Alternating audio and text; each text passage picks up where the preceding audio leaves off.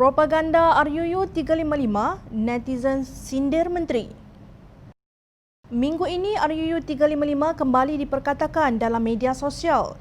Ini ekoran daripada pertanyaan Ahli Parlimen Amanah Tampin Datuk Dr. Hassan Baharom mengenai RUU 355 pada 22 Julai 2020.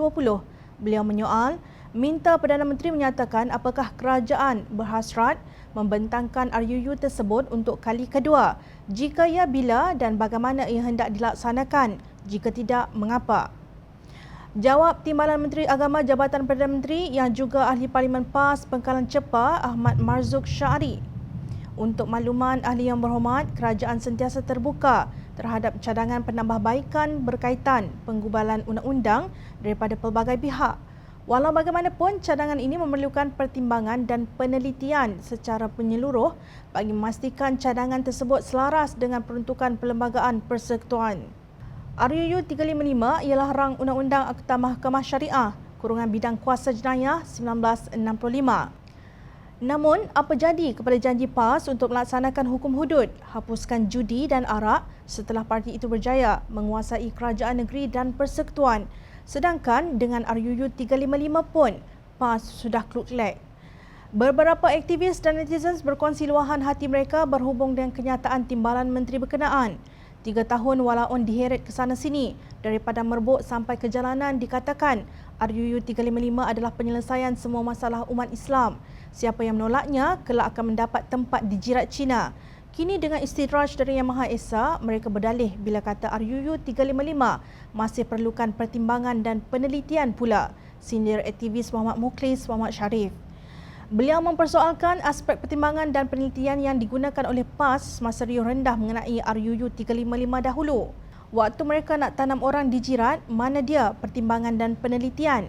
Waktu bersumpah dengan nama Allah dan Nabi untuk laksana RUU 355 sampai berpecah Pakatan Harapan dan khianat amanah pengundi Pakatan Rakyat, mana dia pertimbangan dan penelitian? Waktu kafirkan orang yang berlainan pendapat dengan perincian RUU 355, mana dia pertimbangan dan penelitian?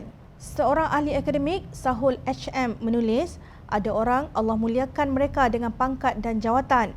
Ada orang Allah hinakan mereka dengan pangkat dan jawatan. RUU 355 bermula dengan berakhir sebagai propaganda semata-mata. Tapi segala manusia yang dicederakan maruah mereka oleh propagandis 355 sepanjang kempennya kekal tercalar dan terluka dan dijiratkan, ujarnya. Beliau mengungkit gerombolan ini agar memohon maaf bila nak mohon maaf atau kalian terampun secara automatik dengan mencium tangan, sindirnya. Netizen Muhammad Ropi Matsin melampirkan imej Ketua Dewan Himpunan Penyokong PAS N. Balasubramaniam yang baru-baru ini dilantik sebagai senator dengan caption, antara yang menjajah RUU 355 dan dapat habuan, Pak Cik yang kayuh basikal tu dapat apa?